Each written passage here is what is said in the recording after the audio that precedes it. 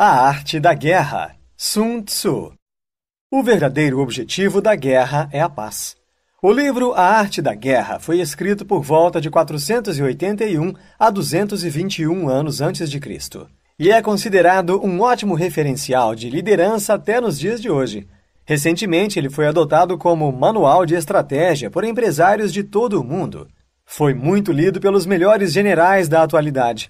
O livro fala sobre técnicas de liderança para obter a vitória na guerra, mas pode-se também aplicar na vida comum das pessoas, seja no âmbito profissional ou pessoal. 1. Avaliações. A guerra é de vital importância para a nação. Existem 5 coisas que devemos conhecer para prever como uma guerra terminará. 1. Caminho. Aquilo que faz com que o povo esteja em harmonia com seu líder, seguindo-o onde for, sem ter medo do perigo, da vida ou da morte. 2. Tempo. É a mudança das estações. 3. Terreno. São as distâncias, a facilidade do movimento, os espaços e as chances de sobreviver. 4. Liderança. Sabedoria, sinceridade, humanismo, coragem e disciplina. 5. Regras. Organização, hierarquia e provisão. Quem conhece essas regras vence a batalha e quem não sabe, perde. O líder sábio cria situações favoráveis numa batalha. Para vencer a guerra, deve se basear no engano.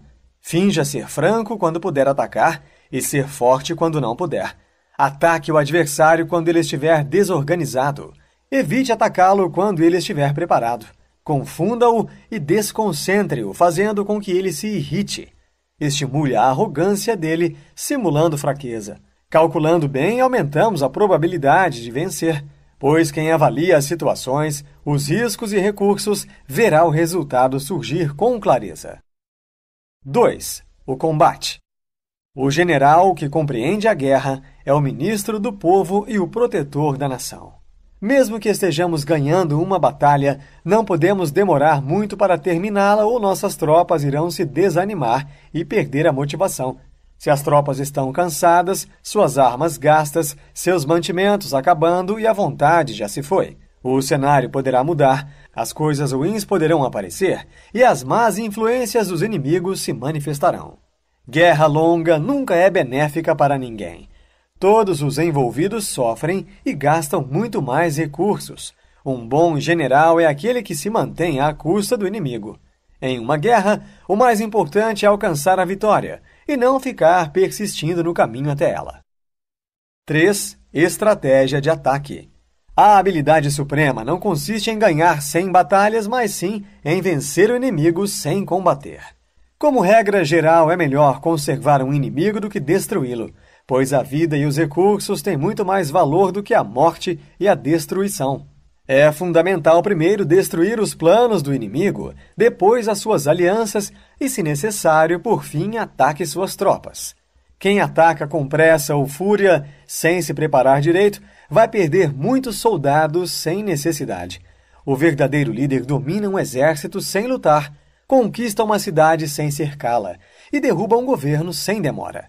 3 formas de um governante levar o exército ao desastre. 1. Ordenando avançar no momento de se retirar, ou se retirar no momento de avançar. 2. Interferindo em assuntos militares, que são a especialidade de outro, atrapalhando o especialista do assunto a desenrolar aquela situação. 3. Se intrometendo na cadeia de comando, ignorando seus problemas e instaurando a incerteza entre os oficiais. Conheça não apenas a si mesmo, mas também ao inimigo, e então, em todas as batalhas, você nunca correrá perigo. 4. Preparação. A invencibilidade está na defesa, a vulnerabilidade no ataque. Ser invencível significa conhecer a si mesmo. Ser vulnerável significa conhecer ao outro. No momento desfavorável, defenda-se. Já no momento de abundância, ataque o inimigo. O que é conhecido por todos não pode ser considerado sabedoria. Um exército vitorioso primeiro ganha e depois luta. Já um perdedor luta primeiro e tenta alcançar a vitória depois. As regras da lei da guerra são 5. Mensuração das coisas, avaliação, cálculo, comparação e vitória. Mas tudo é uma questão de estar preparado por meio de planejamentos estratégicos. 5. Propensão. Governar sobre muitos é o mesmo que sobre poucos. É uma questão de organização. Tornar um exército capaz de lutar contra o inimigo com a certeza de que não perderá aquela batalha é apenas uma questão de método. Existem os métodos tradicionais e os não tradicionais. É necessário dominar habilidades de ataque inesperado pelos outros. São infinitos como o céu e inesgotáveis como os rios. Ordem ou desordem? Depende de como se organiza. Covardia ou coragem? Depende da vontade. Força ou fraqueza? Depende da preparação. Aqueles que dominam a lei da guerra fazem com que o inimigo se mova segundo a sua vontade, criando situações desvantajosas para ele. Conseguem atraí-lo com ilusões de vitória e o emboscam numa armadilha fatal. 6. O cheio e o vazio. O bom guerreiro atrai o inimigo para si e nunca inicia o combate. Os que se adiantam e chegam primeiro ao campo de batalha esperando o adversário ganham vantagem. Os que chegam por último iniciam a batalha já esgotados. Procure atacar onde não há defesa. Defenda-se onde não parece que será atacado pelo inimigo. Seja extremamente sutil e misterioso. Não deixe com que vejam ou escutem seus passos. Controle o destino do inimigo sem ser percebido. Induza o inimigo a revelar suas estratégias sem que ele descubra as suas. Você estará concentrado e ele dividido. Uma vitória pode ser construída. Mesmo que seu exército seja numeroso, se não tiver o conhecimento sobre onde e quando será a batalha, não saberá se vai vencer. A perfeição de um exército se dá quando seus inimigos não sabem da existência dele e não o compreendem. Os espiões não o entenderão e ninguém conseguirá fazer estratégias e planos contra ele. Uma vitória não se repete, ela sempre se adapta e varia. Da mesma forma que a água se adapta por onde passa, quem alcança a vitória se adaptando às circunstâncias é genial. 7. Manobras. A guerra se baseia no engano, se faz pelo ganho e se adapta pela divisão e combinação. As manobras consistem em ter o domínio das distâncias e transformar os problemas em vantagens. Enganando o inimigo com vantagens ilusórias, podemos chegar antes ou depois dele. Esse é o domínio da estratégia da distância. Controle e concentre a atenção das tropas para que todos ajam e pensem juntos. Assim, ninguém tomará atitudes diferentes que possam colocar todos em risco. Essa é a regra para dominar a tropa. Controle a audição e a visão das tropas. Enfrente a desordem utilizando a ordem. Enfrente os agitados com calma. Isso é o controle do coração. As leis das manobras são: se ele foge, não o persiga. Não ataque suas tropas de elite. Não prove de sua comida. Não detenha um exército de volta para casa. Deixe sempre uma rota de fuga. Não persiga um inimigo desesperado. 8. As 9 mudanças.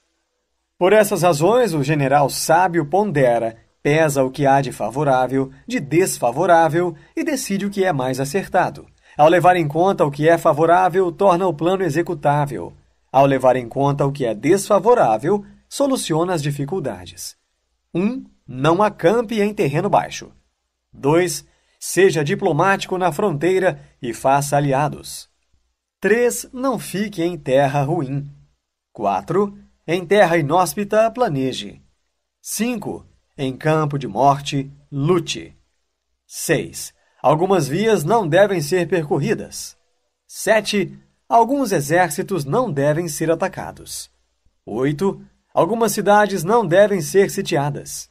9. Alguns terrenos não devem ser disputados. Motive os adversários com benefícios. Mantenha-os sempre ocupados. Não suponha que o inimigo não virá. Esteja sempre pronto para recebê-lo. Seja invencível. 5 características que são ruins em um general. 1. Se for imprudente, morre logo. 2. Se for covarde, é capturado.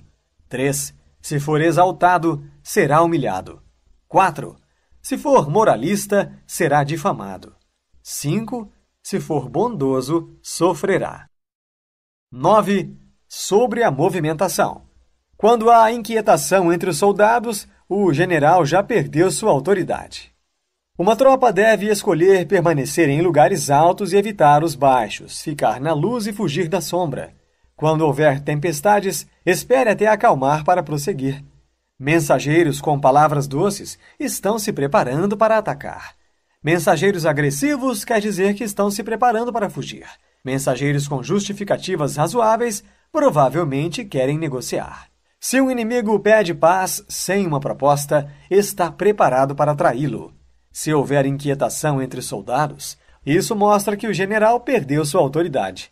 Quando há reclamações e falta de disciplina, é porque o general perdeu até a lealdade dos soldados. Um líder deve evitar ser agressivo. Quando as tropas são castigadas antes de serem conquistadas, elas jamais obedecerão ao líder. Mas se nunca forem castigadas corretamente, serão insubmissas. Quando as ordens dadas forem confusas, as tropas serão desobedientes.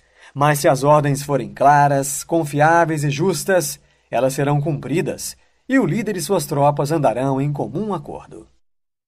10. O terreno. O bom general cuida dos seus como crianças, e estes o seguem até o mais profundo dos vales.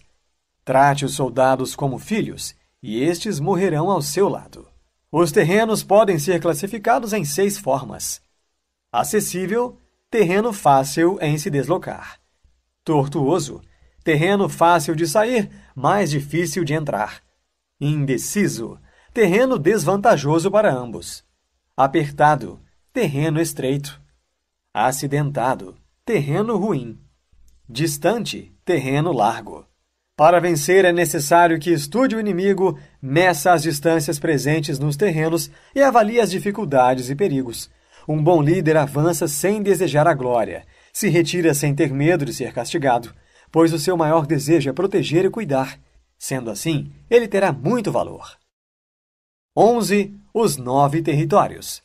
A velocidade é fundamental na guerra. Não se canse inutilmente, inspire ânimo em suas forças. Faça planos secretos e insondáveis.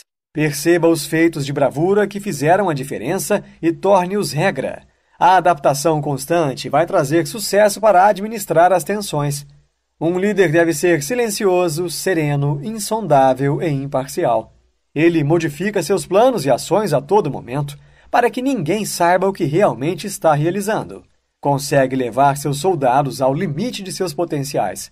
Um líder deve sempre estar examinando tudo. Deve testar suas forças para saber com o que pode contar. Precisa sempre pensar em todas as possibilidades e treinar sua adaptação constante, no cheio e no vazio. Observe sempre os planos dos vizinhos, pois se não o fizer, poderá não conseguir alianças no momento em que precisar. Para fazer com que um exército se torne como um só homem, dê prêmios generosos, faça o inesperado. Desse modo, motivará e terá o controle das tropas. Treine suas tropas sem que saibam que elas estão sendo preparadas. Coloque-as em situação de perigo que sobreviverão. É dessa forma que se torna possível um exército converter uma derrota certa numa vitória inesperada. Adapte-se e mantenha a ordem para vencer. 12. Ataque com fogo. Um soberano não pode convocar o exército só por raiva. E um general não pode lutar apenas por vingança. Uma pessoa com raiva pode recuperar a serenidade e o ressentido pode ser apaziguado, mas um estado arruinado não se recupera e os mortos não podem voltar à vida. Apenas vencer as batalhas sem ter aproveitado a experiência e o aprendizado é o mesmo que perder tempo. Um líder deve sempre agir apenas dentro dos interesses do Estado, mas se não puder vencer, nem lute. Por isso o governo sábio é prudente. E o bom general é ponderado. Assim, o exército será mantido preparado e firme, e o Estado permanecerá seguro. Por isso se diz, bons governantes deliberam planos, e bons generais os executam. 13. O uso de espiões. Somente um soberano sábio e um general habilidoso são capazes de utilizar pessoas inteligentes como espiões e empregá-los, garantindo a realização de grandes feitos. Perseguir uma vitória durante anos numa batalha decisiva, desejando apenas riquezas, posições e status, é ignorância e imprudência. Ninguém sabe onde, quando e como os espiões estão exercendo suas tarefas. Por isso são considerados uma das armas mais preciosas. Quem não é justo, sensível, sábio ou esperto não poderá usar espiões.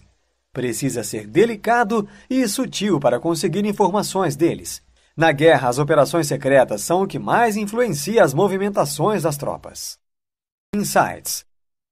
Mesmo passando muitos séculos, as ferramentas para influenciar e liderar pessoas são muito parecidas. Aquele que trata seus liderados como filhos alcança o respeito, a lealdade e a admiração. Interessante como é fácil comparar um cenário de guerra com um cenário empresarial. Sempre poder contar com aliados faz a diferença. Quando estamos preparados para as tempestades da vida, conseguimos enfrentá-las com mais coragem e menos sofrimento. Testar as habilidades a ponto de descobrir os potenciais é de extrema importância para conhecer melhor sua equipe. Nos dias de hoje passamos por diversos tipos de terrenos e nem notamos a diferença, mas depois sentimos as consequências. Neste livro você aprendeu que até nos dias de hoje ainda vivemos várias guerras no dia a dia, seja no trabalho, na família, nos estudos ou até mesmo dentro de nós. Mas existem ferramentas que nos ajudam a vencer uma batalha de cada vez, que se conseguirmos passar pelas tempestades e terrenos diversos, conquistaremos aliados e territórios. Sendo o general de nossas vidas, com respeito, lealdade e flexibilidade, conseguiremos alcançar a vitória dessas guerras com sabedoria, planejamento e controle. Devemos ser o líder que gostaríamos que nos liderasse.